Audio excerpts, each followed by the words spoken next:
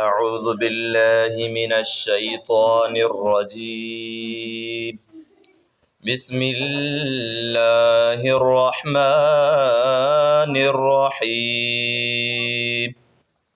ولمن خاف مقام ربه جنتان فبأي آلاء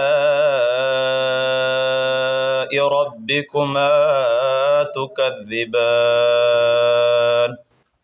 ذواتا أفنان فبأي آلاء ربكما تكذبان فيهما عينان تجريان فبأي آلاء ربكما تكذبان صدق الله العلي العظيم.